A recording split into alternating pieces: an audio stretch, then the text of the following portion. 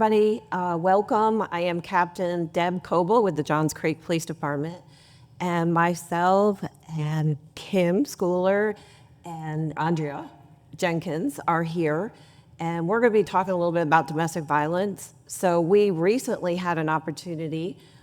Kim asked me to be on, tell me what it was, It was a national virtual women's event. Right. And we talked about domestic violence, and it was amazing. And when I got done with that, I was so excited. I said, we need to actually do something and put it on a video and at least have like maybe a shorter clip of us talking, and then we could refer them back to the other video if they want to watch the whole thing, because I said it was absolutely amazing. Andrea, when I got done, I mean, I had tears in my eyes for you telling your story, so I highly recommend that people go and watch it. Thank you.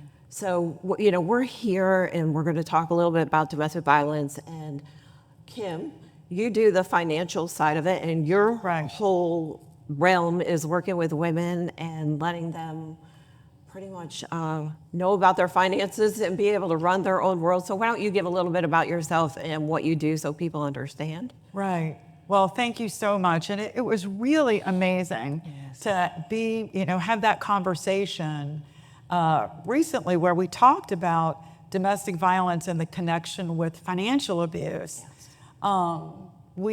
October is Domestic Violence Awareness Month, and there is such a connection between those two things.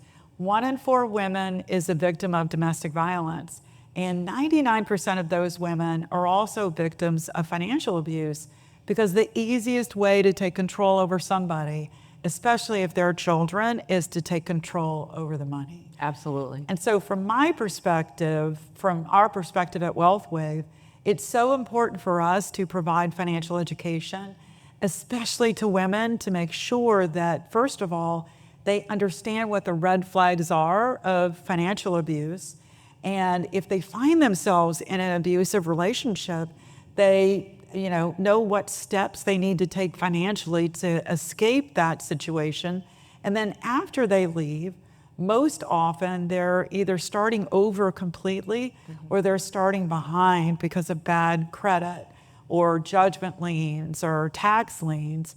And so we offer a lot of help and advice on how to navigate through that.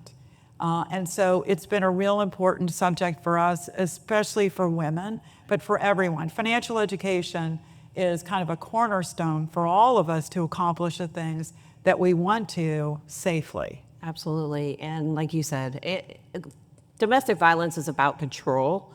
And if you control the money, you can control that person. And that's what I've seen over the years of being in law enforcement, of, people, they get stuck into a situation. And, we talked a little bit about it, but it's not one of those things where you start dating the person and they show that side of them right away.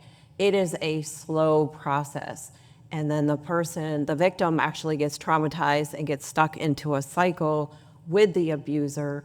And it, like I said, it's a slow process. So I just recently heard a story, or somebody put it this way, of, you can take a frog and have a boiling pot of water and put the frog in and he's going to jump out. But if you have a pot of water and you put the frog in and slowly start to cook it, the frog's going to cook to death, because it was a slow process. And that's kind of the way I look at it for a domestic violence abuse issue. Andrea, you tell me. Absolutely. What you are saying, Debbie, is 100% accurate. Because if that pot was boiling and you dropped me in that boiling pot, I'm gone, right? So for me, that pot was cool. It started out that way. Everything seemed to be okay in the beginning. Of course, my family, certain things they saw, they didn't like it. But it didn't start violent. It did not start physically or emotionally abusive. It was gradual. So certain things started happening, and before I knew it, I was stuck and didn't even realize that, because growing up, you never would have told me that I would be a victim of domestic violence. That's just impossible. But it slowly led that way, certain things. And the one thing that caused me to stay is there was a child involved. So that became very difficult. So it was challenging for me because I felt guilty on one end, right? I didn't want my family to really know that I am actually being abused here. But then I'm guilty on the other side because there's a child involved and I need to be here. And that's one of the things that happens. And you know, when you say that about the family and you didn't want them to know, one of the biggest things that I would say for people as a warning sign, because they do try to separate you and seclude you from your friends and family, because those are the people that love you and know that you're the best. And they know if they don't seclude you, they're the ones that are going to be saying something's wrong. I don't like this. I don't like him. Yes. Right. And that's something that you really need to listen to, because if your friends and family are telling you that something's wrong, they're probably right, because they're seeing things that you're not. You might be caught up in the moment. Yeah. I know there's a lot of phases that people go through in the violence, and they'll get caught up in it. And especially in the beginning, where they're showering them with love and gifts and painting this perfect life for them. Right. And, you know, it's changing all of a sudden, where all of a sudden it's like, no, you don't need to go there. You don't need to do this. You need to stay here with me. They start the manipulation. They're masters at manipulation. Absolutely. They're narcissists. So there's a lot going on that has to do with it. Right. And you know, they're very strategic about the way they're going to move. So I'm a very family-oriented person. My family is very close. So in the beginning, my family, I'm always around them. He was there from time to time, but he was the one that was distant, but he was observing. He was watching what was going on. And over time, then I was separated from the family. I wasn't around as much. There was always some kind of excuse that I came up with, because for him, it was, you don't need them, you have me. I knew better than that. I could not completely isolate myself, so I'm dealing with that internal trauma, trying to find the right way to fit in, where to fit in. But it's very devastating, but they're very strategic. Well, and it's one of the things of the abuse, and when they're kind of taking over your life, and you start seeing it and you get embarrassed and you're humiliated and you don't want to reach out to people. One thing I will tell people, that if you have a friend that you know is in this kind of situation, or a family member, the one thing that you can really do for them is to be there and listen to them and offer yourself for them when they need you. Because on average, what I've seen, we would get called out when somebody would leave, maybe before 6 or 7 times before they would leave for good, right?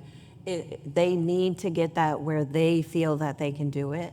I always, as an officer, had to remind myself, because we get frustrated. Right. We're seeing these people being hurt, and we do this because we want to help. And you're like, why don't you leave? It's just not that simple. And we have to remember that, there's a lot going on. And so I say, for a family member or a friend, be there, tell them, I'm here when you need me. Help them get ready. Help them get their go bag and their papers in order. And, if they need an address or something, you had talked about it on your presentation, where if they need an address to have their papers and their license and all that stuff done. So there's so much good stuff, and I highly recommend that you guys go back and watch this presentation, because it was amazing, and it is my pleasure to be able to do this with you. Well, it is, something near and dear to all of our hearts. The three of us, we've talked about domestic violence and financial abuse and the things that we can do to help the community for years together. This is one of many conversations that we've had, talking about what are those red flags, especially on the financial side. Because like with the violence, it's slow. It's, your example of the boiling water. It's, your partner saying, oh, honey, I don't want you to worry about the money. You take care of yourself. You take care of the family. I got this. I've got this because I love you. And you think, oh my gosh, he loves me. He wants to take care of me. No one has said that to me before.